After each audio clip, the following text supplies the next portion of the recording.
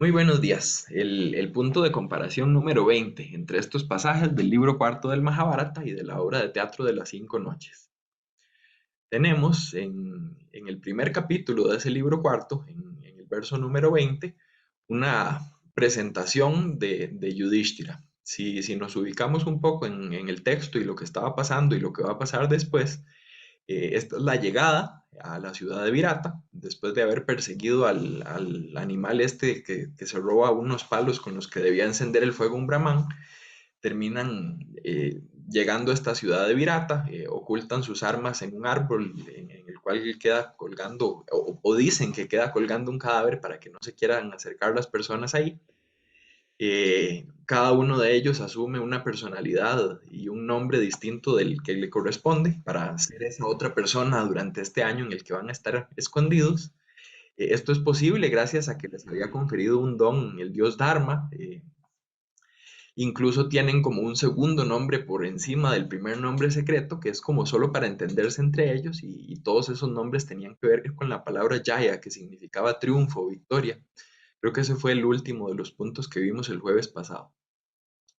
Y en concreto, en este verso del capítulo uno, quien se presenta y quien dice cuál va a ser su nombre y su personalidad asumida durante este año de incógnito es Yudhishthira. Dice Yudhishthira, Sabha staraha bhavishyami, tasya rajñaha mahatmanaha. Entonces yo seré, y aquí la palabra clave es ese Sabha staraha, eh, como el que hace cosas en el salón, el que se encarga de la difusión, de la administración, del acomodo de cosas en el salón. Según los diccionarios, Monia Williams, por ejemplo, eh, incluye esta acepción como más general de ayudante del salón o algo parecido, pero también incluye una acepción como de maestro de juegos o el experto en el juego de dados. De hecho, cuando uno revisa traducciones de este pasaje, por ejemplo, Van Buitenen en su traducción al inglés traduce como el maestro de los asuntos estos, de jugar a los dados. Entonces, la persona a cargo de lo que ocurre en el Salón del Trono parece ser también la persona a cargo de los juegos de dados, como una actividad que se realiza en ese contexto real y en ese lugar concreto del Salón del Trono. Muy probablemente esta segunda acepción venga dada de aquí mismo del Mahabharata, porque el mismo Monier Williams, como acepción del nombre Kanka, incluye también el sentido de Brahman falso o persona que se hace pasar por un Brahman, y eso evidentemente está tomado de Yudhishthira haciéndose pasar por un Brahman en este libro. El asunto es tratando de irse a la etimología de la palabra, que está ahí la palabra salón, que está, parece ser, creo yo, no sé si estarán de acuerdo conmigo o no, que es str, ¿verdad? Esa raíz como esparcir o distribuir o repartir, la que hay ahí en ese stara, y entonces esa sería la función que asume Yudhishthira. La asume para el rey, entonces es un rey que sirve a un rey. Hay toda una inversión ahí de jerarquías y en una lectura en esa línea, es que ha analizado este libro número cuarto Fernando Bulf Alonso, que había citado ya en alguna de las sesiones anteriores. Eh, todos, o casi todos, por lo menos los principales, asumen una función que representa como cierta degradación con respecto a su función habitual. El rey que sirve a un rey, el que come mucho en función de cocinero, más bien haciendo, preparando la comida para otros, y el experto guerrero y varonil Arjuna, más bien como eunuco y como sirviendo en el espacio este exclusivo de las mujeres en el palacio. Sigue en el pada de, perdón, Seide, Kankaha Nama Dvijaha Bhutva Matakshaha Priya Devita. Ahí se me olvidó pintar de rojo esas dos vocales A.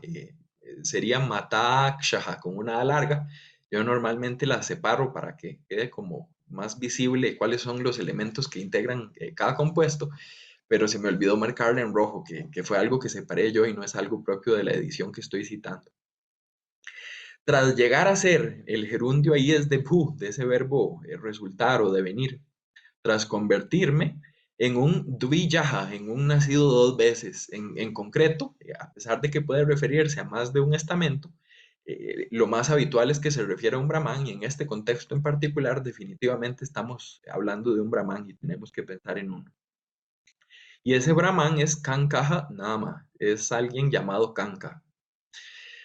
Entre sus características, además de ser Sabha Staraha, se nos dice también que es alguien Mata Akshaha, eh, para quien los dados son conocidos.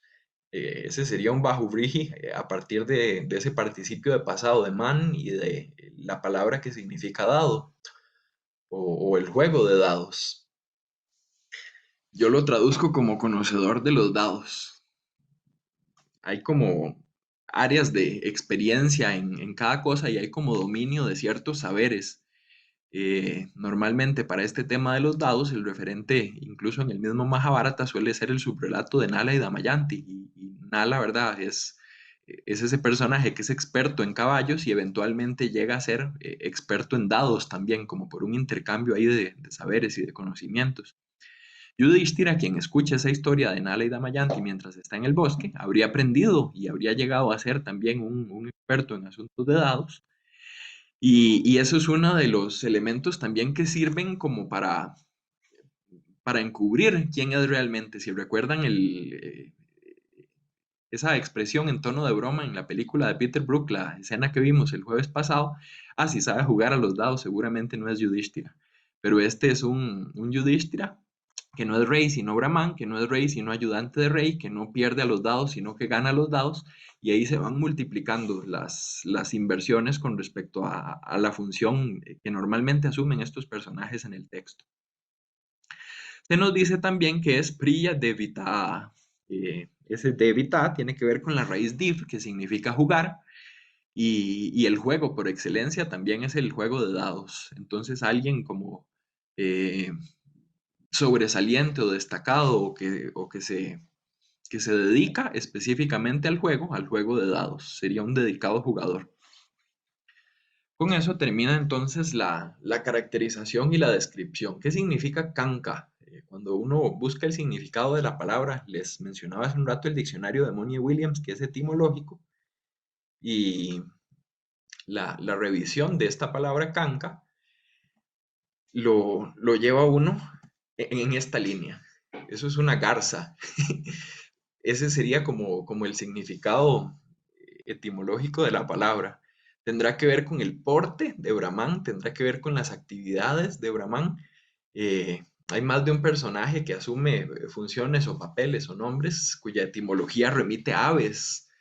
En el Mahabharata, la grulla, por ejemplo, ¿verdad? Y algún otro animal por ahí. Yo todavía no termino de convencerme a mí mismo de cuál será la relación explícita entre esta ave en particular y este Brahman. No sé, lo dejo como una interrogante, hay una inquietud porque no he logrado terminar de hacer la conexión. Ese nombre Kanka no aparece en la obra de teatro. Yudhishthira se llama Bhagavan. Bhagavan, el dotado de Bhaga, de fortuna, es ese título que nosotros, si tenemos algún conocimiento de esta cultura de la India antigua, asociamos con Krishna. En concreto, en ese intercambio famoso de la Bhagavad Gita, que tiene precisamente el término ahí en el nombre, en el título. Pero a pesar de llamarse Bhagavan y de asociarse sobre todo con una figura brahmánica genérica, esta es como la interpretación en el fondo. En el Mahabharata es un brahman en concreto que se llama Kanka. En la obra de teatro es un brahman genérico, un brahman en general que no necesariamente lleva un nombre, lo que lleva es más como un título asociado a esa función brahmánica, y por ahí iría el Bhagavan.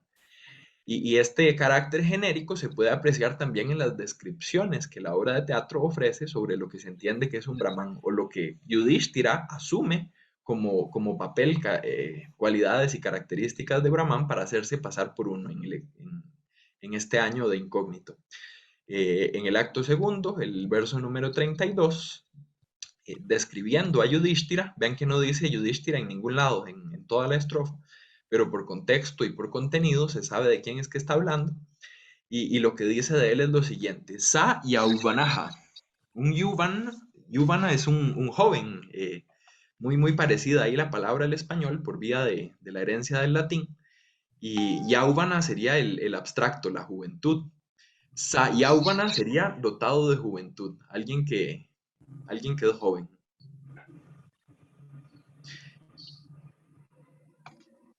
Perdón, me pasé a la siguiente. Shrestha tapa. Ubane rato. Correcto. Este rata tiene que ver con ram, con disfrutar, con esa idea de agrado. Lo traduzco ahí como alguien propenso, que es el uso. Ahí está mal deshecho el Sandy, disculpen, pienso que es como el piloto automático que separó una O en una A y una U, pero obviamente no ese es el caso. Es Sandy interno, ¿verdad? Tapas que se me convierte en tapo frente a Varney, al bosque. Eso es un error, hay que corregirlo. Entonces sería un bosque de austeridades y no cualquiera, sino el mejor.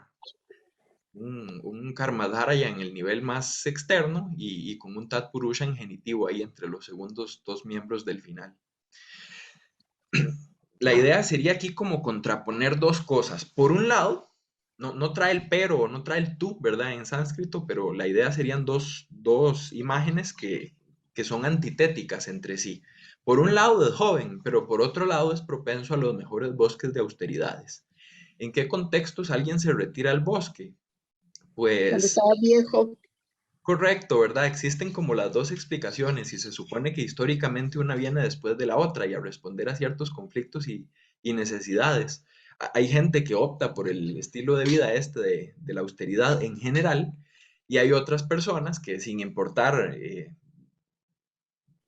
a qué otra cosa se han dedicado en su vida, llega un momento en el que se retiran al bosque, ya de edad avanzada. Y eso incluye también a reyes, no solo a brahmanes. Piensen, por ejemplo, en todos estos nobles del mismo Mahabharata que van a pasar, hablo de Dhritarashtra, Gandhari, ¿verdad? Todos estos que vemos ahí en ese retiro al bosque cerca del final del texto. Y digamos que choca o contrasta la juventud de Yudhishthira con ese interés o esa propensión por irse hacia el bosque. En el siguiente pada vemos parecido esa contraposición entre dos ideas. Por un lado es Nara Ishvaraja, es el señor de los hombres, o sea, el rey. Eso a pesar de que es un Tat Purusha, casi siempre lo traduzco ya con una sola palabra, como para mayor claridad. Y a pesar de que es rey, o sea, Kshatriya, se comporta como Brahmana, ¿verdad? Hay una nueva contraposición ahí entre esos dos primeros estamentos, entre esas dos formas de aproximarse a la realidad cotidiana y religiosa en este hinduismo de la épica sánscrita, y el texto lo formula como Brahmana Vrutam Ashritaha, alguien apegado o adherido al giro o al estilo de vida, a la conducta, podríamos decir, de un Brahman. Siguiente hemistiquio, nuevamente dos ideas contrapuestas y nuevamente la idea esta del abandono de lo material y más bien de su apego o de su disfrute. Vimukta Rajyaha, alguien cuyo reino fue abandonado, es un Bahubriji, yo lo traduzco ahí con todo ese montón de palabras en español para que tenga un poco más de sentido. Pero incluso alguien cuyo reino fue cedido o, ¿verdad?, lo dejó atrás, Abhivarditaha Shriya. Vrd es hacerse grande. Abhivrd es aquí con el prefijo y además está en causativo, entonces hacer que alguien se haga grande, esa es la que traduzco ahí como prosperar. Entonces prospera y prospera en función de Shri. Shri puede ser la misma fortuna o prosperidad, puede ser también como la gloria. Tomo ese término ahí un poco más amplio de esplendor, que podría ser como físico, material o de más de algún tipo. Pero la idea no tiene reino, en ese sentido se parecería a esta figura del renunciante. Sin embargo, prospera y prospera como alguien que lo tiene, que cuenta con esas posesiones, bienes materiales, riqueza, gloria, renombre, etc. Eh, Shri es un concepto, ¿verdad?, complejo, desde su personificación como la consorte de la divinidad, hasta todas estas manifestaciones más terrenas o más de objetos comunes. Y el último, igual mantiene esta serie de antítesis que identifico entre todos los anteriores. Tridanda Dhari, Nacha Danda Dharakaha. Incluso aquí hay un juego etimológico. Ven que Danda se repite a los dos lados de la antítesis. Dharakaha es como prácticamente equivalente a Dhari. Los dos tienen que ver con dhara, de la raíz tr, que es llevar o portar, como en dharma, pero no es ese como soporte, sino que es más bien como la ropa que uno porta o viste. El causativo de tr se usa normalmente para decir qué ropa uno lleva puesta. Entonces, aquí no hace referencia específicamente a la ropa, sino más bien como a la indumentaria o otras cosas que acompañan a la figura y que son signos visibles para reconocer su estamento en la sociedad. El asceta es el que lleva la triple vara, el portador de la triple vara. Es también, hay como una serie de asociaciones ahí, como una triple renuncia y una serie de cosas que tienen que ver con el número 3, pero como una especie de rama o de palo o de vara, con esa división triple, entonces nos indica que estamos ante la figura de un brahman o de un asceta, de un sannyasin, ¿verdad? Podríamos decir. Y por el contrario, tenemos al que lleva danda, el único palo, la única rama, la única vara. El portador de la vara es el administrador de justicia, según Monier Williams. Y claro, porque con la vara es con la que se administra justicia y el administrador de justicia es el rey. Nuevamente esta oposición entre rey y Brahman que me parece a mí una estrofa bastante curiosa y bastante enfática con respecto a la distribución de funciones. A Yudhishthira simplemente se le presenta como Brahman. Aquí hay más énfasis como en que al volverse Brahman eso representa como cierta renuncia a la otra función, a la función de realeza. No sabría si está tomado de otras partes del Mahabharata o simplemente es elaboración del autor en este caso, pero no deja de llamar la atención la presentación, y eso es lo que he intentado enfatizar. Esta me llamó tanto la atención que casi la pinté toda de amarillo, ¿verdad? Prácticamente todo, todo está resaltado y tiene que ver con estos pares de opuestos.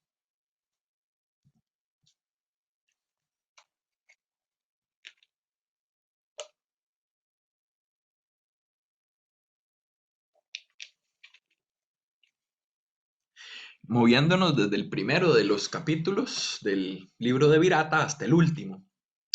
¿Por qué es que voy y vengo tanto en el texto del Mahabharata? Se ve como un poco desordenada a veces la presentación, en ese ir y venir. ¿Por qué no seguir como la historia así continua? La idea de mi análisis y de mi metodología de trabajo más bien es presentar la historia continua resumida al inicio, que fue lo que hicimos en el martes de la primera semana, hace ya 15 días. Decir, la historia es así, así, así tiene estas partes, y después más bien ir viendo cómo la obra de teatro cambia, mueve, quita, pone, adelanta o atrasa todos esos temas que aparecían en la versión oficial o en la primera versión, en la fuente. En teoría de la adaptación se habla de eso, de texto fuente o texto base que después se adapta. Y en consecuencia, la ordenación que yo llevo para estos 31 puntos o para los que sea en los textos que trabajo es más bien cómo van apareciendo los temas en la obra de teatro. Por eso es que implica a veces adelantarse o devolverse en el texto de épica. Espero que no sea confuso y no sé si más bien eso es una aclaración que debería haber hecho desde el primer día, pero por si existiera la duda, ahí está la respuesta. Entonces, saltando del primero de los capítulos hasta el último, vamos a esta figura de Abhimanyu. Abhimanyu en el Mahabharata, les digo, no estaba presente, no es un personaje protagónico del libro de Virata, con excepción de su cierre, porque es el personaje que se casa y que entonces marca esa alianza entre esos dos reinos, entre los Pándavas y los Matsyas. Dice el texto en verso 15, Tasmin Vasamschabhivatsur a Ninaya Janardanam. Entonces, viviendo, bueno, y sigue, ¿verdad? Porque trae a otros, no solo a Janardanam. Anartebhyahapi Dasharhan Abhimanyun Chapandavaha. Entonces, viviendo en esta, no dice en esta que, solo dice Tasmin, ¿verdad? En esta, hay que guiarse un poco ahí por los versos que vienen antes. De lo que nos está hablando es de una ciudad, en concreto es de la ciudad de Upaplavia, y Upaplavia es una ciudad que pertenece al reino de Virata. Upaplavia, de hecho, es la ciudad desde la cual los pándavas manejan y coordinan todos los esfuerzos en procura de las embajadas, que fue el tema del seminario de enero. Entonces, cuando los pándavas envían una embajada a Hastinapura, la están enviando desde Upaplavia.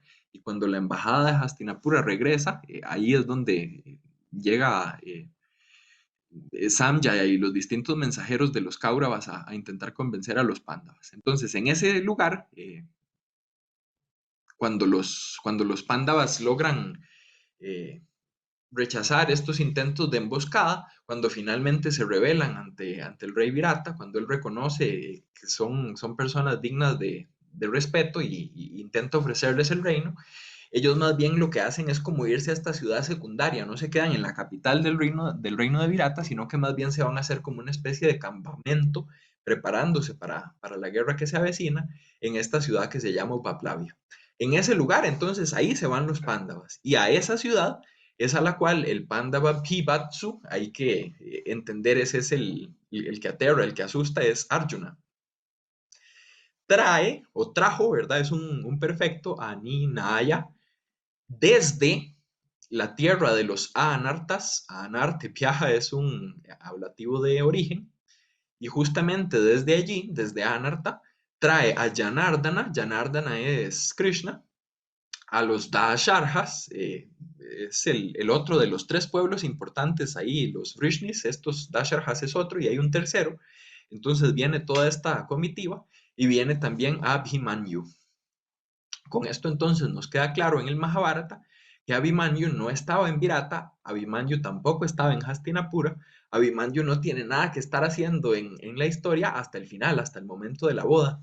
Y ahí es donde viene la creatividad y el ingenio del autor de teatro, que nos pone a un Abhimanyu más protagónico, que aparece desde antes.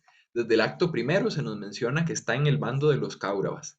En el acto segundo aparece en escena y no lo vemos peleando, pero escuchamos en el reporte de la pelea que trae el mensajero, que peleó, que fue de los guerreros más destacados y que eventualmente fue derrotado por un guerrero de a pie.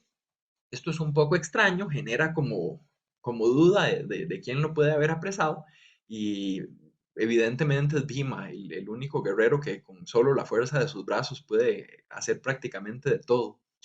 La captura de Abhimanyu se reporta como algo positivo en este contexto. Digamos, estamos desde la perspectiva de Virata. La obra esta de teatro de las 5 noches cambia bastante desde perspectiva. En el acto 1 tomamos la perspectiva de los Kauravas porque seguimos a Duryodhana en su sacrificio. En el acto 2 más bien tomamos la perspectiva de los Pándavas. Nosotros, público, identificamos con ese lado, porque ese es el reino que está siendo invadido, y desde ese punto de vista capturar a Abhimanyu es algo bueno, porque es de los Kauravas, de los enemigos. Insisto, en la obra de teatro, en el Mahabharata, la historia es otra. Y eventualmente en el acto tercero esta obra vuelve a retomar la perspectiva de los Kauravas. Volvemos a movernos hacia donde está Duryodhana y se le pregunta si quiere o no asistir a la boda. Con todo ese contexto un poco más grande en mente, nos centramos en este acto segundo, el verso número 34, los padas C y D, en los que se nos dice Ashradeyan, algo increíble, Priyam, un favor increíble o un don increíble, Praptam, fue obtenido por nosotros, o logramos, conseguimos algo positivo que va más allá de lo que hubiéramos podido imaginar. Y es lo siguiente: Saubhadraha, el hijo de Subhadra, o sea, Abhimanyu, Grahanam Gataha, fue movido o avanzó en dirección a su captura. Yo casi que me veo tentado a ver eso como un verbo compuesto, Grahanam Gataha, como con verbo auxiliar y participio. No, no es eso, ¿verdad? Pero pareciera, ¿verdad? La construcción. Fue capturado, podría ser como una buena traducción al español. Yo ahí intenté algo más literal en la diapositiva, pero la idea es que lo capturamos. Algo increíble y positivo nos ocurrió. Logramos capturar a Abhimanyu. De primera entrada eso es extraño, porque ¿qué estaría haciendo Abhimanyu ahí? Y entonces eso genera como, imagino yo, cierta expectativa en el auditorio, un auditorio que sabe la historia, la conoce, sabe que Abhimanyu no tiene que estar ahí. ¿Por qué habría de estar ahí? ¿Qué tratamiento interesante o qué cosas adicionales nos va a aportar el hecho de que ese Abhimanyu esté ahí y el hecho de que ese Abhimanyu sea capturado? Ahorita vuelvo sobre esas dos ideas, en especial sobre esa segunda, porque es capturado.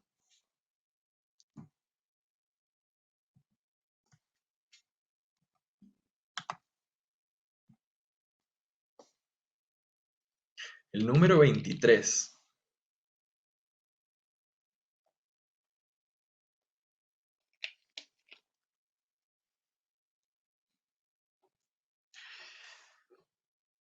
La forma de pelear que nos presentan estos textos de épica es con carros de guerra.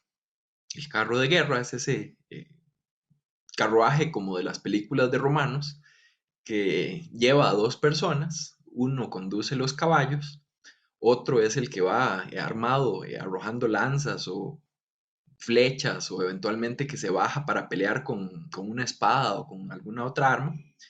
Y esa es principalmente la forma en la que se ven estas luchas, estos enfrentamientos. Yo en estos días tuve toda una revisión un poco detallada de esta escena, a ver, cuando hay caballos, si siempre que hay caballos hay carros, sería la duda. Y pareciera que es como lo normal, incluso en los mismos textos griegos que estoy revisando, un pasaje muy famoso que genera como cierta polémica sobre este asunto de los carros y los caballos, digamos, si montaban a caballo o conducían carros guiados por caballo. Es precisamente el libro 10, que es el libro de la emboscada en el texto griego. Se nos dice simplemente que se roban los caballos y se van, y hay toda una descripción de cómo paran, cómo se bajan, y en ningún momento dice si están deteniendo solo al caballo o al caballo y al carro, si se están bajando solo del caballo o del caballo y del carro, y las opiniones son como encontradas, unos piensan una cosa y otros piensan otra. La posición como más reciente en el mundo griego, que es de Ainsworth, es, no, es caballos con carros. Y esas escenas precisamente con carros y el énfasis en los carros es algo que yo he identificado y como les digo, quizás es a lo que le he dedicado como más cabeza en el Mahabharata también. Tenemos tres escenas de carruajes o de carros estos de guerra en el Mahabharata, en el libro de Virata. En la primera, Susharman captura a Virata. En la segunda, Bhima captura a Susharman. Y el léxico es bastante como, podríamos decir, formular, tomando ese término un poco amplio para los estudios de épica.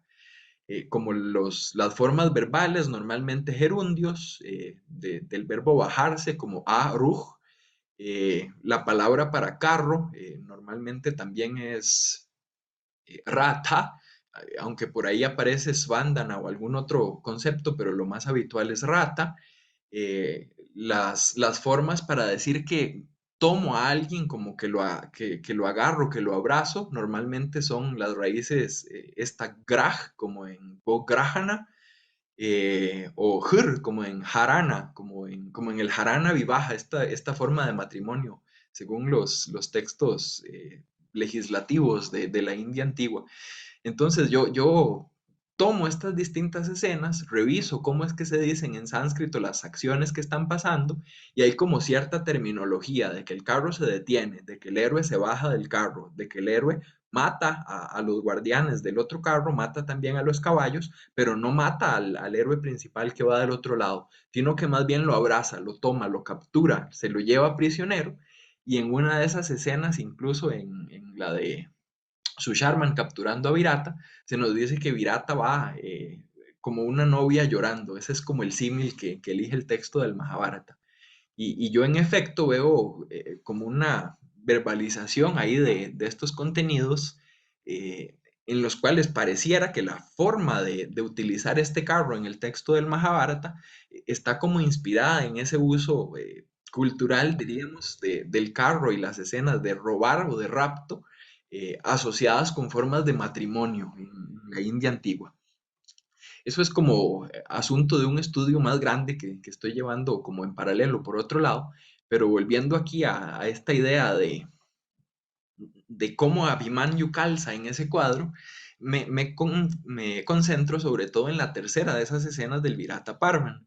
Aquí, quien está siendo tomado como abrazado, como capturado y subido al carro, es este personaje de Uttara, que empieza como muy decidido a que sí puede luchar y después duda de que no tiene cochero y después vuelve a estar decidido de que puede enfrentarse a cualquiera y después vuelve a dudar cuando ve cuáles son los enemigos que hay al frente y eventualmente se baja del carro y ahí es donde viene como toda esa tipología. Se baja del carro, entonces detrás de él se baja Arjuna, corre y entonces hay como una persecución, eventualmente lo captura o lo abraza, lo lleva y lo sube a su carro y es como toda esa misma serie de acontecimientos y casi que el mismo léxico que encontramos también en las otras.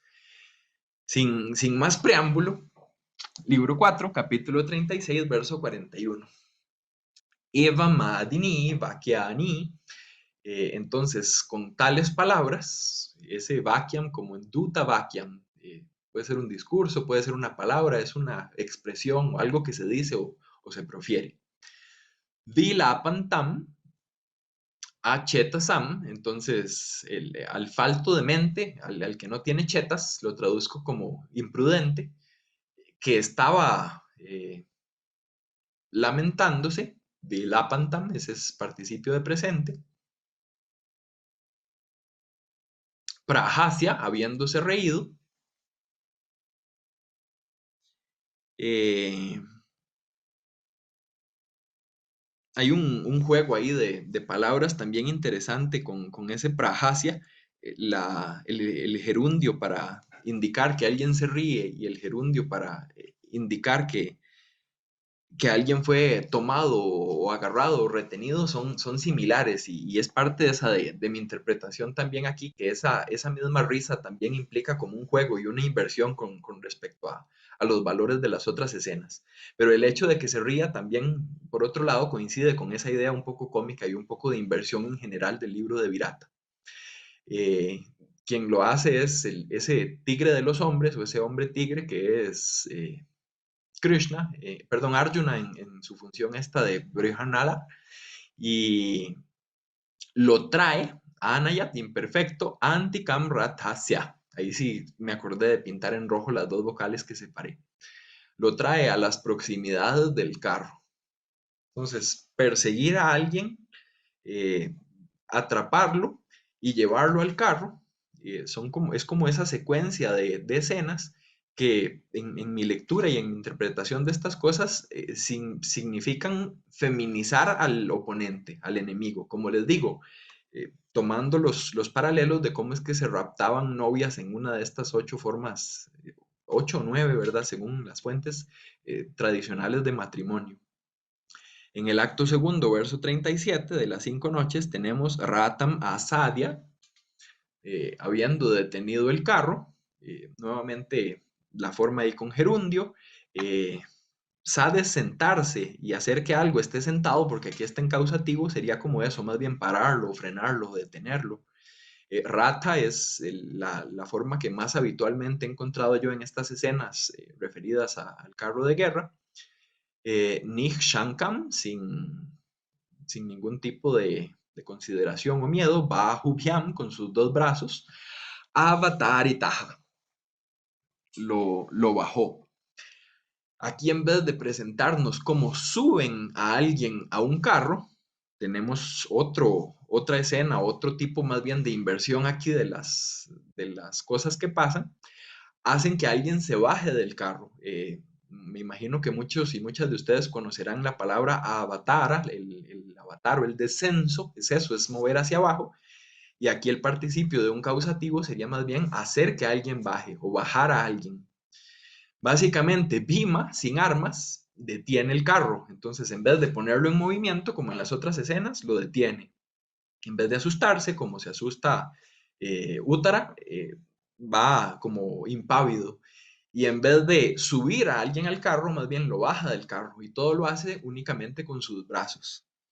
En la escena del Mahabharata, incluso el mismo Yudhishthira le advierte a Bhima que cuando vaya a socorrer a Virata, que ha sido capturado por su Sharman, no arranque árboles y no haga esas cosas que de primera entrada harían a alguien pensar, ah, sí es Bhima, porque ¿quién más va a ponerse a arrancar de raíz un árbol y a pelear con eso? Solo los Rakshasas y Bhima pelean así en el Mahabharata, creo, no No sé si habrá por ahí alguna otra excepción, pero eso es como lo normal. Y creo yo que aquí hay como una combinación de esas dos escenas, porque estamos trayendo a Bhima, uno de los que alza personajes, y está haciendo aquí el que está alzando a este personaje de Abhimanyu, pero por otro lado también está en juego el que yo seleccioné, que es Uttara. Uttara es ese personaje joven que está siendo capturado por Arjuna, perdón. Aquí el personaje joven más bien es Abhimanyu.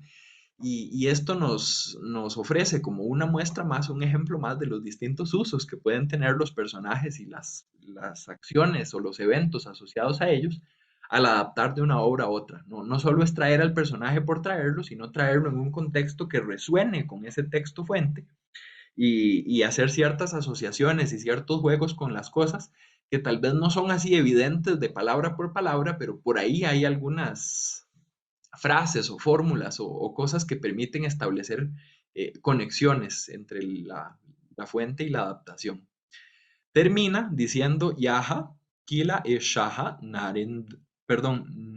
Indrena, Viniyuktaha Maha Nase. Entonces, ese que por el rey, por el señor de los hombres, que les digo, traduzco simplemente como rey, fue encargado de o fue nombrado Mahanase.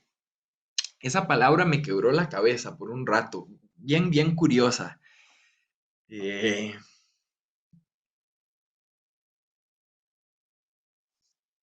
yo veo Maha y según yo veía NASA y lo primero que pensé fue como nariz grande o algo así y me costó un rato como hacer el cambio. Tal vez debería haberlo marcado ahí para que quedara más claro. Aquí los dos elementos que hay son Mahan, en efecto, grande, y Anas. Un Anas es una carga, como en latín onus, de donde viene oneroso en español. Y una gran carga es una forma de llamarle a un carruaje, a un carro, ¿verdad? Nuevamente esa asociación con carros, como en este Rátamo, Siándana, en otras partes del Mahabharata, pero también una gran carga es el significado que tiene es cocina. Asumiría yo que por el proceso de llevar los elementos necesarios en el carro a la cocina. Ahí ya soy yo tratando de encontrar alguna conexión entre una cosa y la otra. Por lo general, cuando Monier Williams no me resulta satisfactorio, mi fuente para ir a revisar esta cuestión de etimologías es Meyerhofer, el autor este alemán con su diccionario etimológico del sánscrito. Y ahí es donde encontré esa asociación con el carro que después pasa a la cocina, pero no termina de quedar claro cómo se conecta una cosa con la otra. El asunto es que, eh, digamos, a efectos de un conocedor del Mahabharata y sin prestarle mayor atención al verso, sí, lo bajó con sus brazos, el que el rey puso en la cocina, es Bhima, y ya, seguimos. Pero si uno se detiene un poco más como les digo, en ese lenguaje formular, en esas claves que conectan un texto con el otro, en esa lectura atenta del pasaje, veo yo una asociación ahí como con un medio de transporte, un vagón, algo así, que sería como esa reinterpretación del carruaje, algo parecido a lo que pasaba con esos pasajes de Yudhishthira, la triple vara que se hace una vara, etcétera. Aquí es el carro de guerra que se cambia por ese carretón de transportar cosas necesarias para la cocina. Eh, Esto es nuevo, hace poquito logré hacer esas conexiones adicionales y pienso que todavía hay más por explotar ahí, pero de momento me parece llamativo y se los comparto por si tuvieran algún comentario o algo que me quisieran añadir. Igual que como hicimos el jueves, quería hoy dedicar un momento a la película esta de Peter Brook. Voy a compartirles unos 5 minutos para comentarlos brevemente, así cambiamos un poco la dinámica y no se hace tan pesado el comentario de los pasajes.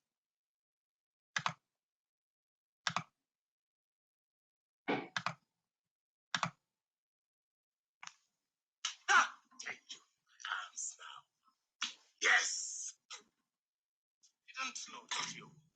That you came here looking for death?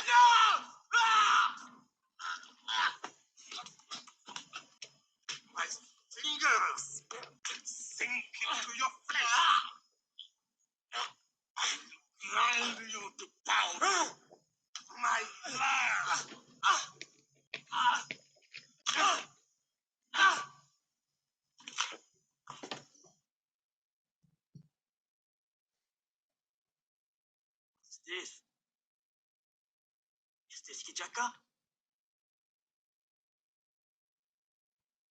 These are certainly his clothes and his perfume. But where's his neck? Where are his feet? Where's his head? Who killed him? He's been killed by greed, by pride. But who turned him into a bull? Only a demon could do that. It was my brother. Who are you? I am Yudhishthira. Can't lie to you. Here is my brother Bhima. Killed Kichaka to protect our wife Draupadi. Here are Arjuna, Nakula and Sahadeva.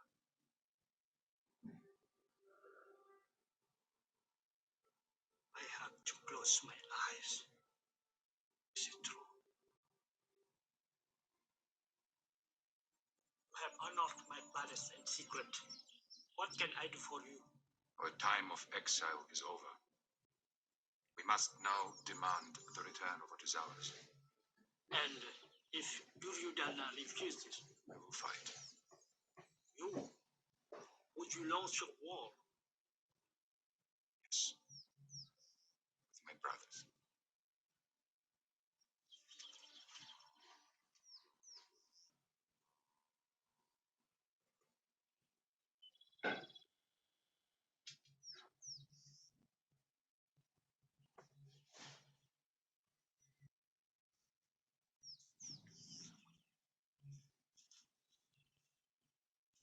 Yudhishthira, they say that we have entered the age of destruction.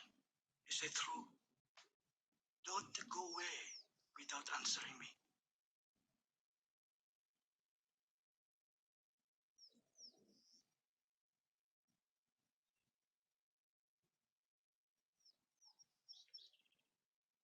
I see the coming of another age where barbaric kings rule over a vicious, broken world. Where puny, fearful, hard men live tiny lives. White hair at 16, copulating with animals. Their women, perfect whores, making love with greedy mouths. Cows dry, sterile. Trees, stunted, lifeless.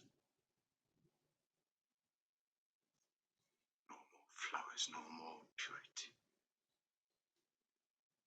Ambition, corruption, commerce.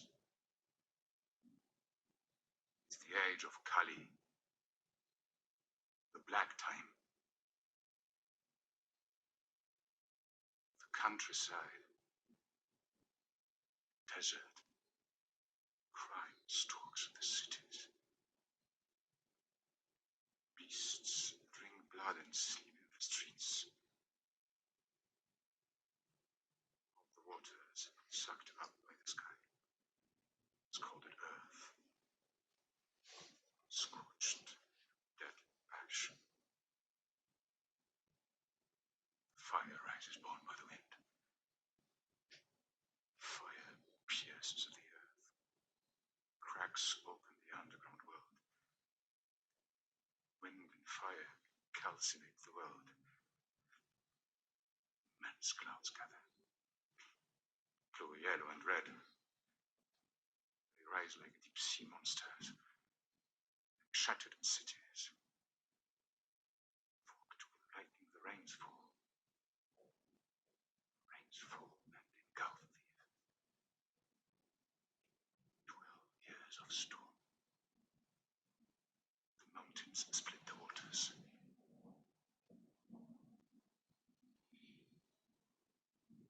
No longer see the world. Then, the primary God, when all that remains is a grey sea without man, beast, hate drinks of the terrible wind, falls asleep.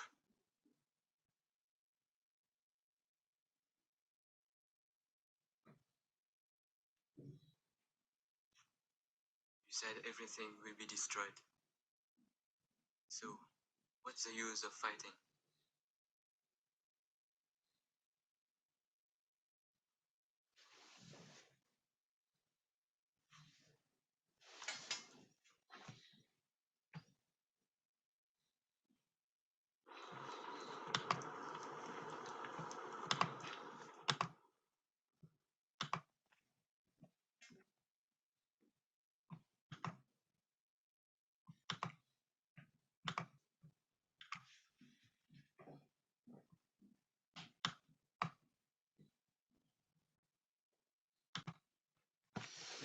Bueno, después de que la película hace ese corte ahí a esas llamas, aparece Krishna acostado y aparecen Duryodhana y Yudhishthira, perdón, y Arjuna visitándolo para que favorezca su causa y eventualmente elige acompañar sin pelear a los Pándavas y darle todas sus tropas y sus contingentes más bien a los Kauravas. Y después vienen ya las escenas de la embajada. Si han visto la película, tal vez recuerden un poco, igual es larga, es como difícil guiarse en todas sus partes, pero lo que a mí más me llama la atención a efectos del análisis que estoy haciendo es que si uno piensa en el libro de Virata, sus cuatro componentes eran: uno, llegan a la ciudad; dos, muere Kichaka, que es la escena que vimos ahora, justo al inicio, cuando lo derrota Bhima. Lo hace con sus manos y se parece un poco a eso que estábamos comentando hace un rato de cómo pelea Bhima. Tres, es el saqueo de ganado. Y cuatro, es la boda.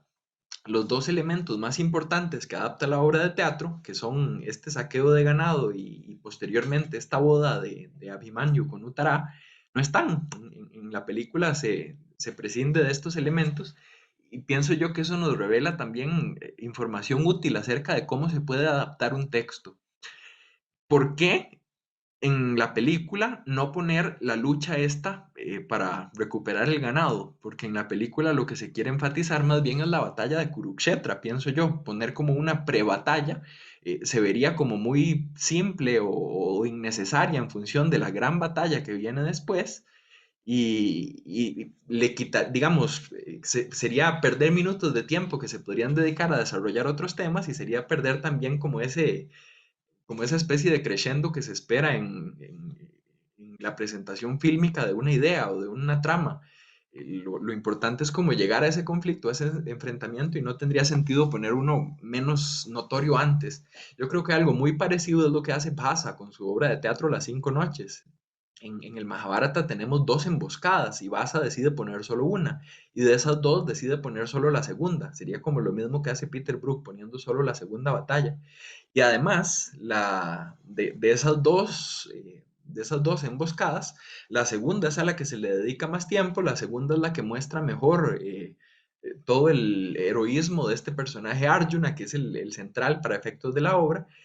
Tiene más sentido meter a Abhimanyu o incorporarlo en esa segunda. Así vemos cómo pelea el padre de un lado y cómo pelea el hijo del otro, y le confiere como todo este nuevo nivel a ese tema de las relaciones entre padre e hijo, que creo que lo he dicho ya en más de una ocasión. Parece ser que era un tema que le interesaba mucho a Bhasa, así lo ha señalado Heidrun Bruckner. Y el hecho de no poner la boda, pienso que más bien se sustituye como por esa reflexión final de Yudhishthira. Esas palabras yo tampoco las encuentro en ninguna parte del Virataparvan como ese último monólogo. Eh, Conociendo a las personas que estuvieron involucradas en la creación de esta película, muy probablemente sean tomadas más o menos textualmente de algún otro pasaje. Todavía no sé de cuál, ni lo he buscado, pero no es del Virata Parvan, y entonces es como esa posibilidad de combinar elementos que proceden de distintas secciones para enfatizar y para proporcionar mi visión de las cosas, mi perspectiva con respecto a lo que yo considero importante de un texto, que en el fondo eso es la adaptación, y por eso creo yo que genera como desconfianza a veces en ciertos sectores, o como reacciones adversas o por lo menos encontradas. Si uno va con la expectativa de que la adaptación sea el texto, necesariamente se verá decepcionado o defraudado. Y esos son como el primer movimiento en los estudios de teoría de la adaptación, lo que llamaban estudios fílmicos o visuales, más o menos por ahí de los años 60.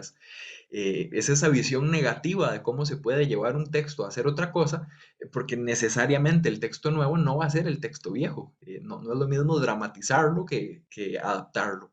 Incluso en una versión como esta, que pretende ser, por así decirlo, apegada, ya hablar de apegado o no a la fuente no es hablar de adaptación, sino hablar de otra cosa.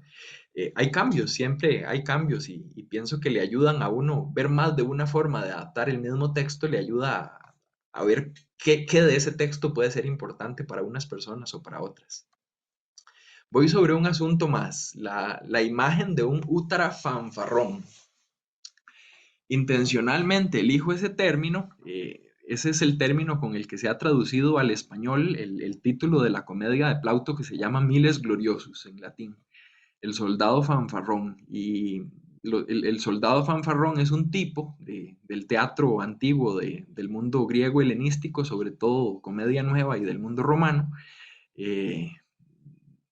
Comedia principalmente inspirada en los modelos griegos, y pienso yo que es un concepto que nos puede ayudar también a entender un poco más esta figura de Úttara en el Mahabharata y de cómo se lleva esa figura al teatro. Úttara dice que va a hacer cosas, pero no las hace. Úttara habla como alguien que es muy valiente, pero se comporta como un cobarde.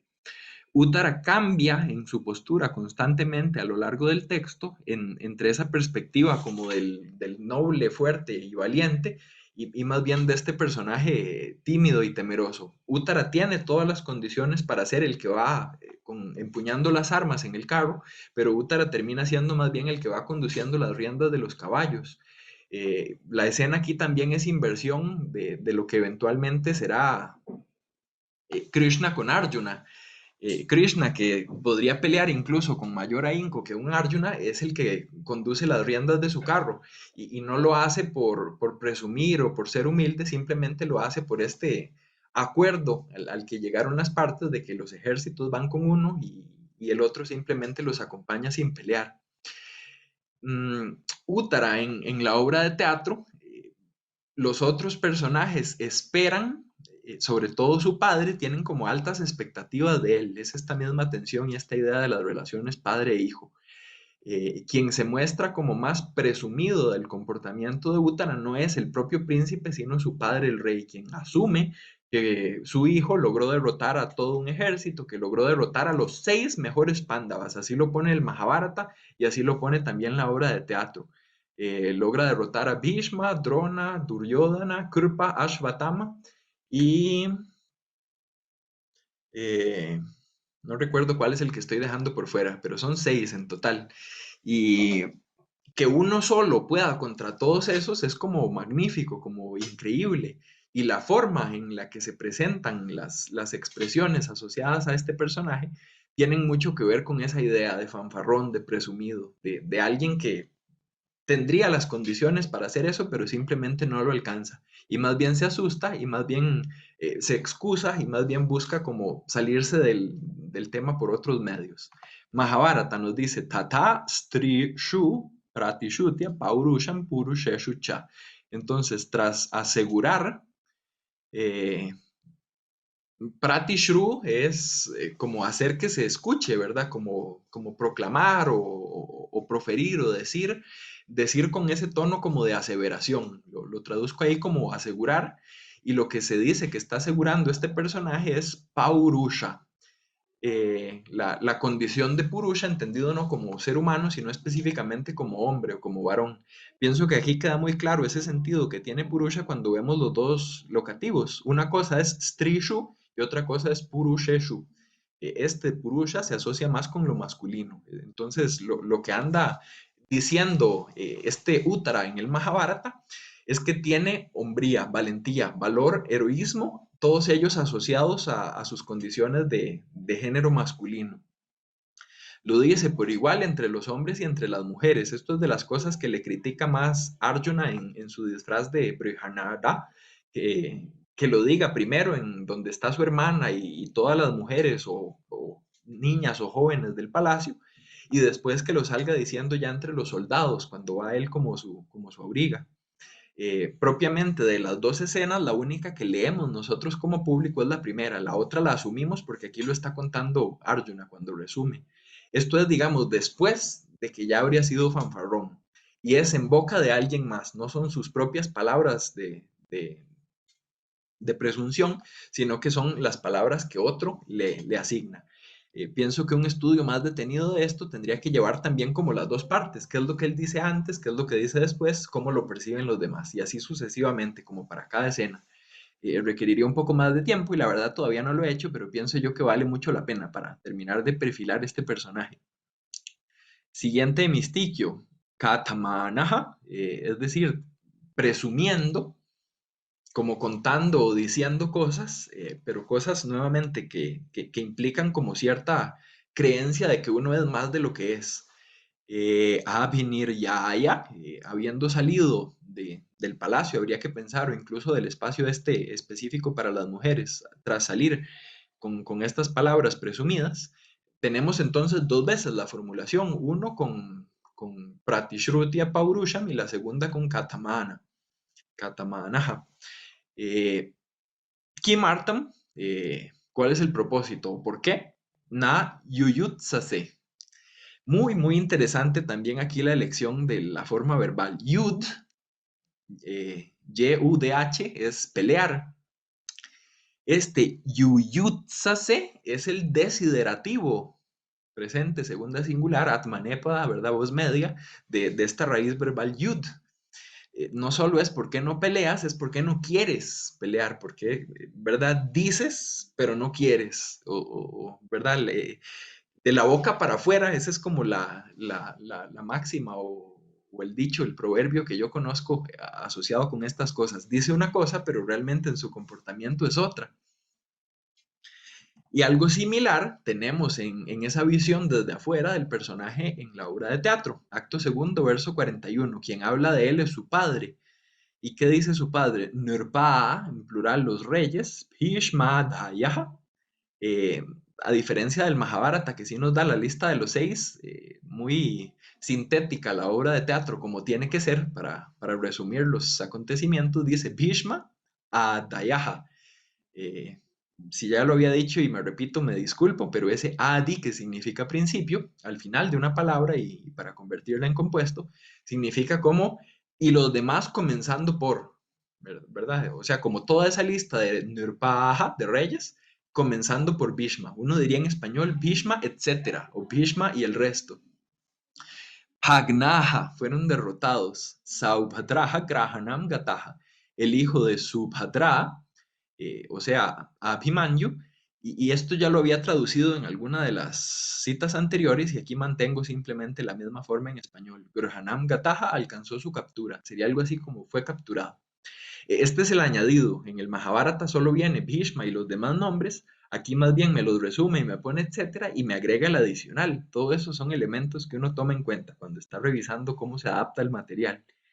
Y aparte de esto, digamos, cómo se explica todo ese triunfo y todo ese éxito, Utarena Adya Samkshepad Artataha Purtivichita. De hecho, esa es mi traducción de Artataha.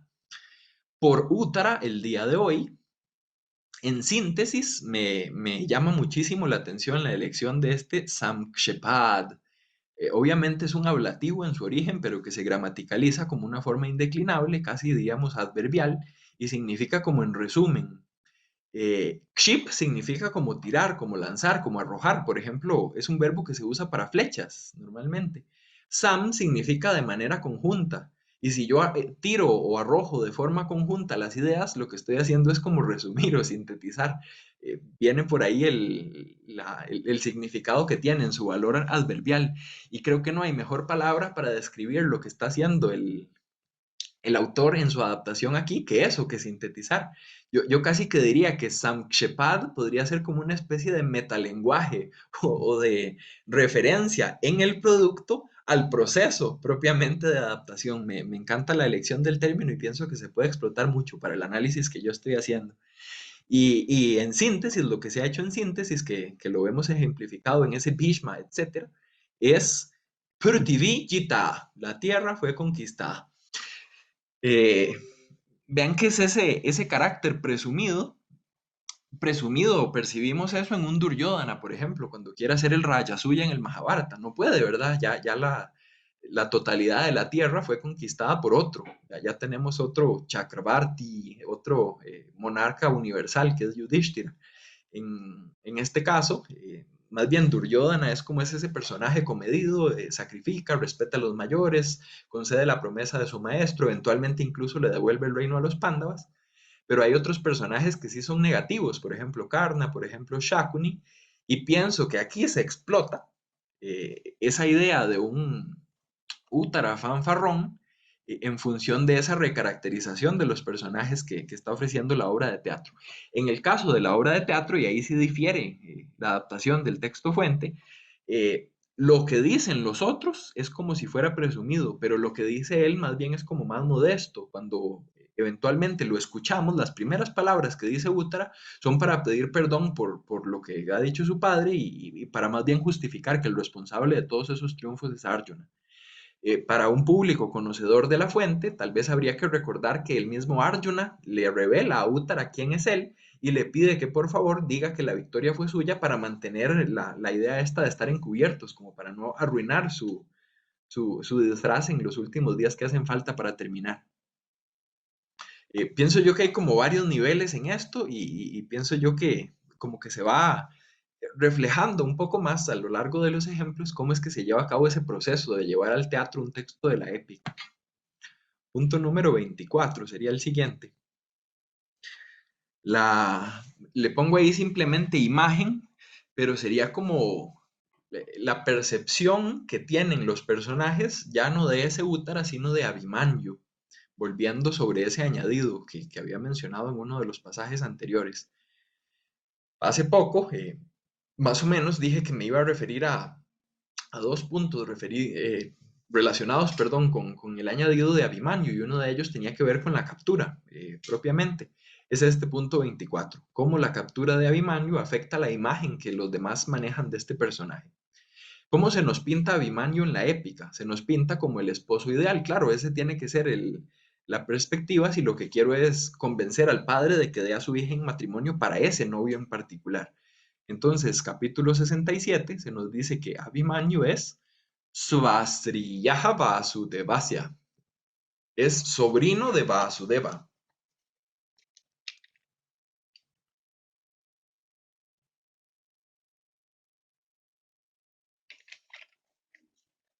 Vasudeva es Krishna, el que nació de Vasudeva con A corta. Si recuerdan, o no sé si lo he dicho o si lo conocen de otro lado, pero Krishna es hermano de Subhadra. Hay un relato famoso también, un harana, una abducción, en la cual Arjuna se pone de acuerdo con Krishna para raptar a su hermana Subhadra, y de ahí es de donde nace Abhimanyu. ¿Qué mejor forma de elogiar a alguien que relacionándolo con su linaje divino y en especial con Krishna, que es esa figura central desde el punto de vista de los Pándavas y seguramente desde el punto de vista de Virata, que coincide con ellos también? Sakshad, a la vista, tiene que ver con ojo, ¿verdad? Eso. En apariencia, traduzco, Deva Shishuhu Yata, es como el hijo de un dios, es como si fuera el hijo de un dios.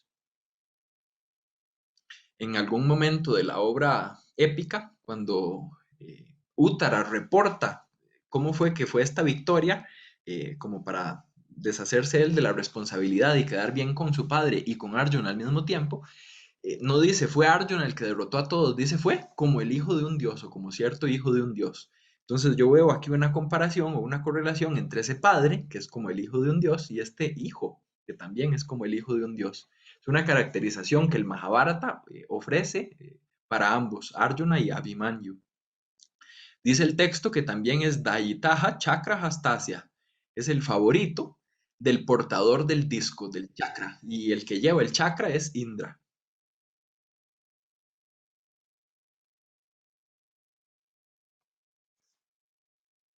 dice que es Baalaja Eva, tan solo un niño.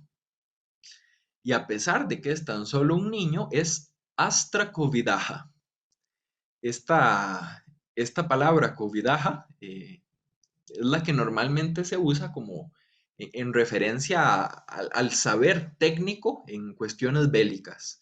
Pienso, por ejemplo, en Nala. De las primeras palabras en esa upaquiana es que Nala era Ashva Kovidaha. Creo que está en el primer verso. Y es eso, es el que es experto en función de este tema en particular. Astra son las armas. Eh, entonces, un linaje importante, una apariencia que lo relaciona en el lenguaje este formular con su padre, una asociación con los dioses, un dominio de las armas, todas esas son como la lista de buenas condiciones y atributos que lo convierten en lo que va a venir ahí subrayado en amarillo. Abhimanyuhu Mahabhahuhu, este Abhimanyu, el de grandes brazos, Putrahamama, mi hijo, quien habla aquí es Arjuna, entonces está describiendo a su hijo con todas estas buenas cualidades. Vishampate, esto es el vocativo con el que Arjuna se refiere o se dirige, perdón, a Virata, señor de los pueblos o rey simplemente. Por todo eso es que Abhimanyu es Yamata Tava Yuktaha Vai Bharta Chaduhitus Tava. Es el yerno apropiado. Esa palabra yerno, interesantemente en su etimología es algo así como el productor de descendencia. Claro, en esta visión patrilineal, la hija, digamos, asegurará descendencia en la medida en que se case. De hecho, ese es el conflicto de una buena parte de las historias, de los subrelatos del Mahabharata. Una hija que llega a cierta edad ya casadera y que no tiene esposo es problemática. Pienso en Savitri, por ejemplo, y en otras. Entonces, el productor de descendencia, oportuno o apropiado o que se ajusta, yuktaha, para ti. Entonces, Arjuna es bueno para ti como yerno, como Yamata, pero también es bueno Tava Duhitur, eh, Duhituhu, ¿verdad? Para la hija tuya, como Bharta, como esposo. Esa imagen positiva de Arjuna, ese término de imagen lo tomo un poco prestado de la pragmática, que se refiere a eso, como a la construcción que con sus palabras y con su discurso específicamente crea a alguien de otra persona. Se ve afectada negativamente por lo que le sucede en la obra de teatro. En el acto segundo, verso 46, padas A y B, dice, quien habla aquí es Bhima. Bhima fue el que capturó con sus dos manos a Abhimanyu.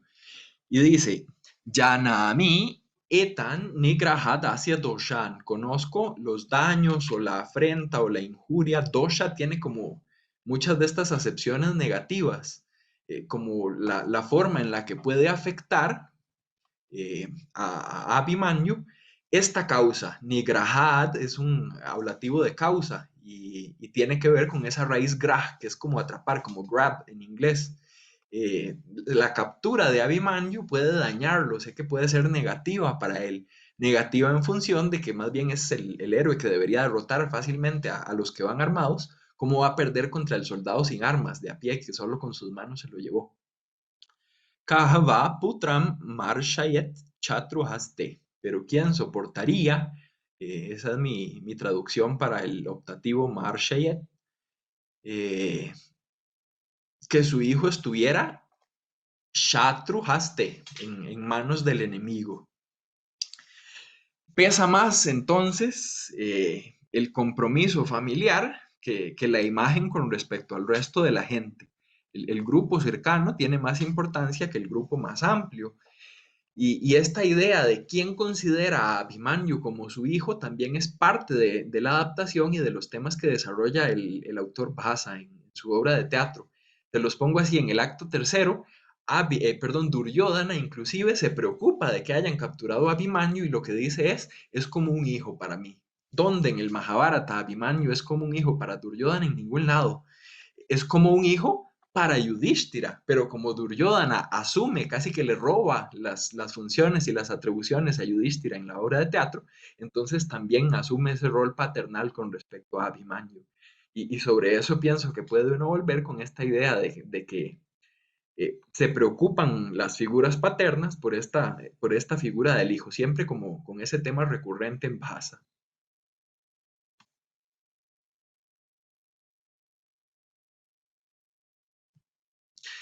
El último de los 6 puntos que traía para hoy, y pienso que vamos a lograr terminar muy bien con el tiempo.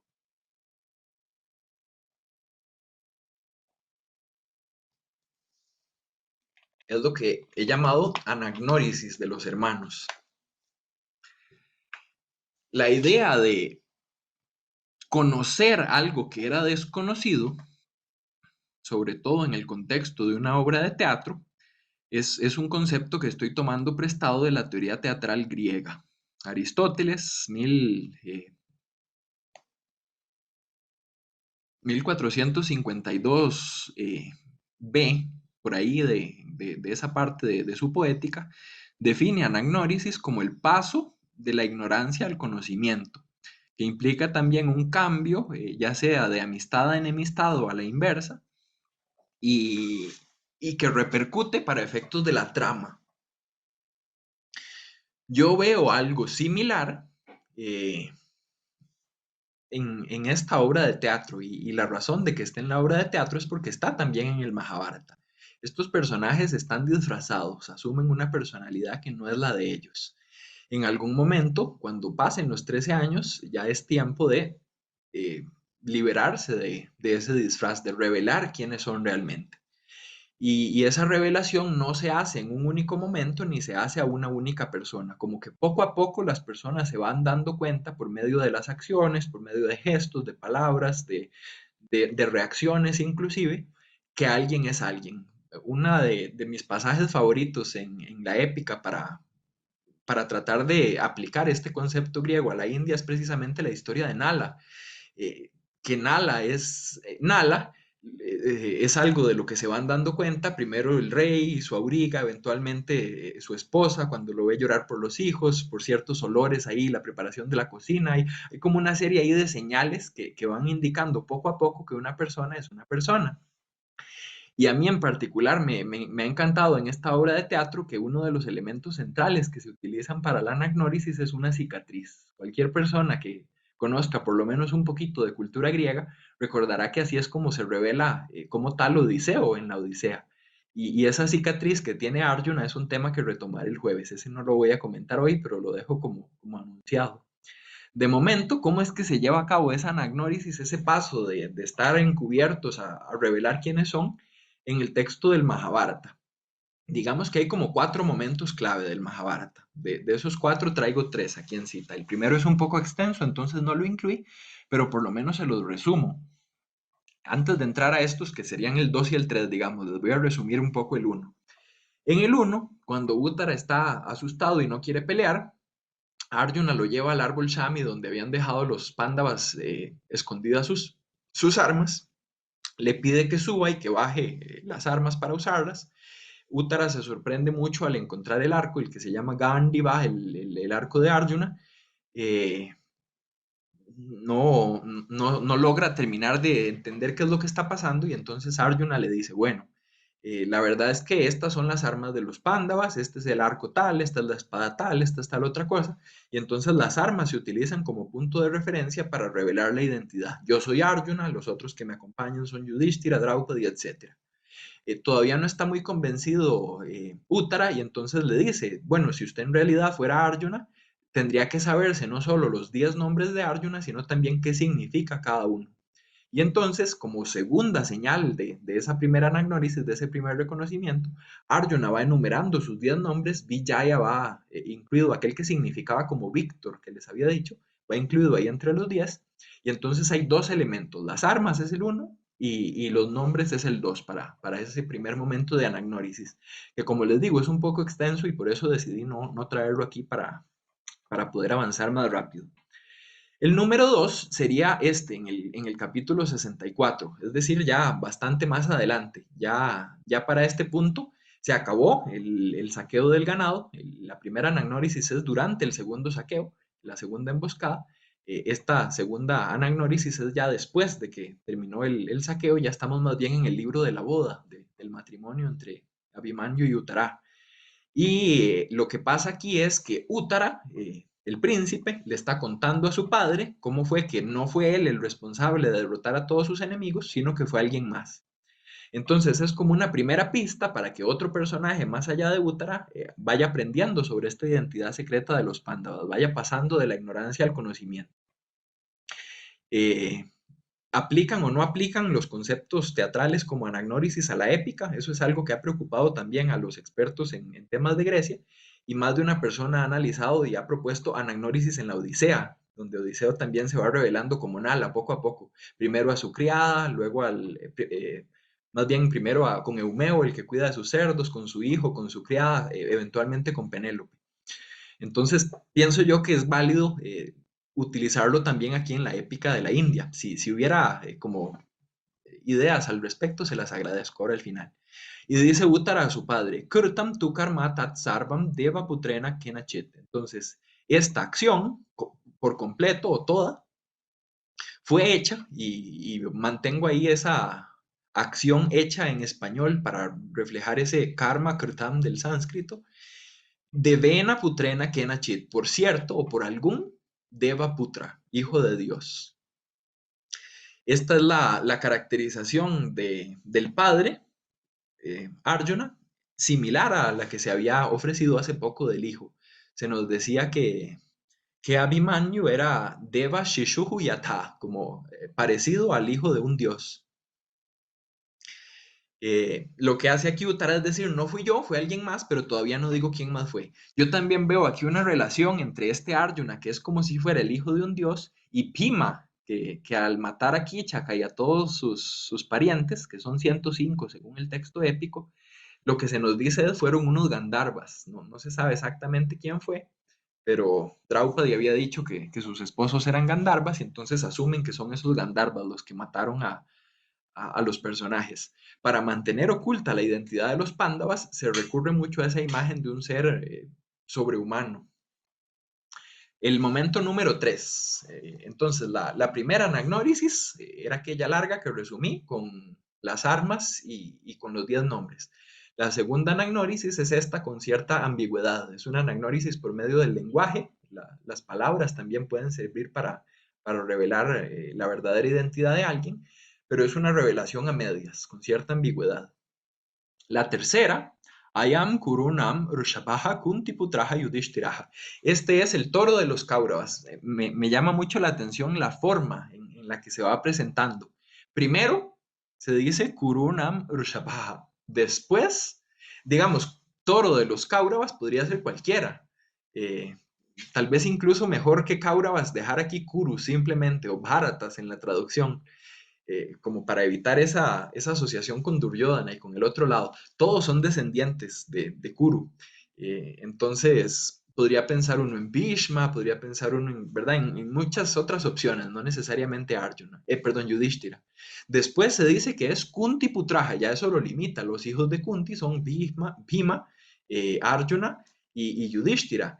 También Nakula y Sahadeva como hijos adoptivos, ¿verdad? A veces se les considera Kunti Putrau, ¿verdad? En dual.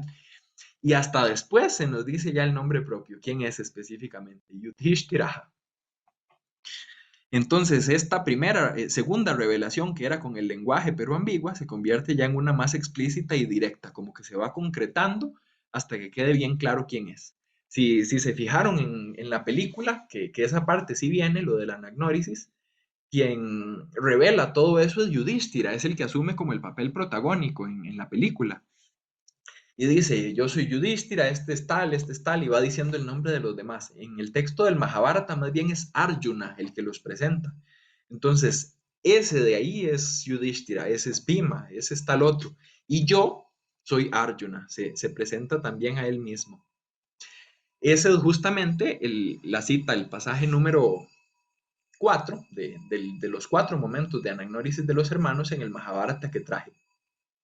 Arjuna aham, yo soy Arjuna, Maharaja, oh gran rey. Eso es el vocativo dirigido a Virata. Vyaktam, sin duda, te shrotram agataha, al oído de ti llegué.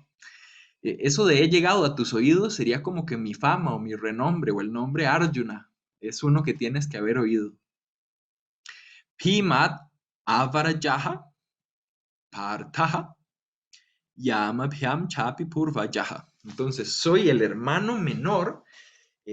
Palabras hermosas estas del sánscrito, compuesto subpapada, de los que tienen una raíz verbal al final, yan, para referirse al hermano menor y al hermano mayor. Ávara significa después. Entonces, yo soy el nacido después de Bhishma, de Bhima. O sea, yo soy el hermano menor de Bhima. Soy también Partaha, el hijo de Pruta, o sea, de Kunti. Y después dice que de los gemelos, Yamabhyam, por supuesto que la palabra Yama va en dual, de ellos soy Purvayaha, el nacido después. Perdón, lo dije mal, el nacido antes. Si esos son los hermanos menores, Purva es antes. Nací después de Bhima, o sea, soy su hermano menor. Nací antes de los gemelos, o sea, soy su hermano mayor. A diferencia de las otras revelaciones, de la de Yudhishthira, que se va así como construyendo de lo más general a lo más específico, en el caso de la de Arjuna, que es quien habla, es el sujeto de la enunciación, él de primero se pone como que revela quién es y después ya da más información, ya después da más datos. Todas esas formas de construir y de presentar las anagnórisis, pienso yo que también dan algún tipo de información de cómo es la fuente y de cómo se reinterpreta aquí. En el texto de la obra de teatro tenemos acto segundo, verso 60 y después más bien pasaje en prosa después del verso 60 y verso 65, el segundo hemistiquio. Dice, Iha atra bhavate dhananjayaha. Básicamente lo que venía antes es una pregunta de ¿para quién es que hay que ofrecer namaha, honor? Entonces por eso vienen las palabras en dativo. Para este señor que está aquí, atra bhavan es como un tratamiento de respeto. Y Dhananjaya, el conquistador del botín, qué nombre más apropiado para alguien que acaba de recuperar todo el botín en el saqueo del Gograhana. Pienso que la elección también del epíteto está bastante motivada con respecto al pasaje del Mahabharata que sirve de fuente para la adaptación. Entonces, para Dhananjaya, para él es el honor. ¿Quién dice esto? Lo dice Uttara. La adaptación igual mantiene esto de que el primero en revelar es Uttara y ya después el siguiente en revelar es otro personaje.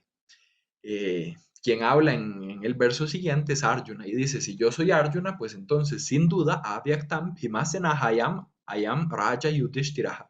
Este de aquí es Bhima y este de aquí es Yudhishthira, el rey. En el Mahabharata tenemos la revelación de estos tres hermanos mayores, hijos de Kunti, pero también la de Nakula, Sahadeva y Draupadi, como en la película. En la obra de teatro no se menciona a los gemelos, tampoco se menciona a Draupadi. Siempre como con esa intención de simplificar, de tener el menor número necesario de personajes para representar el contenido de la historia.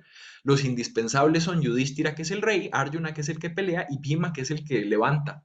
En el caso de la épica había levantado a Susharman, en el caso de la obra de teatro levanta a Abhimanyu. Pienso yo que entonces hay como conciencia de parte del autor de la obra de teatro de todos esos distintos pasajes y un esfuerzo como por presentar de manera tal que quede claro que lo que se está tomando de referencia es eso, pero no se está siguiendo como ciegamente, sino que se está convirtiendo en un texto nuevo. Creo yo que con eso y por la hora ya cerraría lo que traía para compartirles hoy. Igualmente me encantaría escuchar si hubiera alguna apreciación o algo que me pueda ayudar a mí o que simplemente les pueda enriquecer a ustedes la experiencia.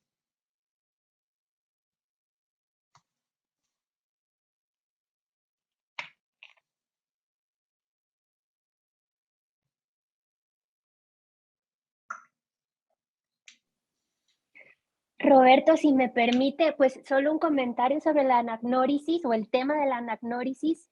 Sí. En teatro, pues creo que es muy válido traerlo a colación, traerlo a la mesa, aun si por ejemplo, aparte del modelo griego no hay todavía otros ejemplos, porque justamente cuando lo ponga usted sobre la mesa, pues aquellos que lo hayamos visto en alguna otra tradición en algún otro momento histórico, pues podríamos allí también ayudarnos de otros argumentos que si usted no los pone, pues entonces tampoco nosotros seríamos capaces de identificarlos. Entonces creo que es muy válido, pues es ir construyendo conocimiento.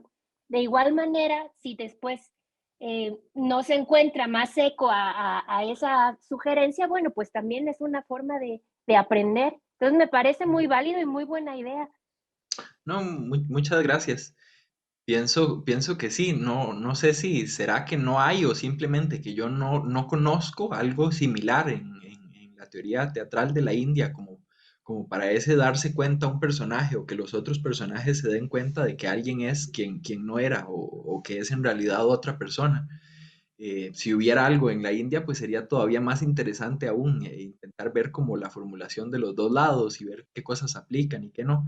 Pero mientras tanto, y como una herramienta así para avanzar en el análisis y valorar precisamente eso, si tiene viabilidad o aplicabilidad o no, creo yo que funciona. En este caso de los Pándavas es más como un yo soy tal, él es tal, él es tal, es como una revelación así un poco directa, solo en palabras. El mismo Aristóteles considera opciones así, ¿verdad? De la revelación con palabras, pero no es tal vez lo más llamativo. Lo más llamativo de la anagnórisis es los mejores tipos de anagnórisis, según la formulación de la poética, son los que implican como algún signo, alguna señal, alguna marca.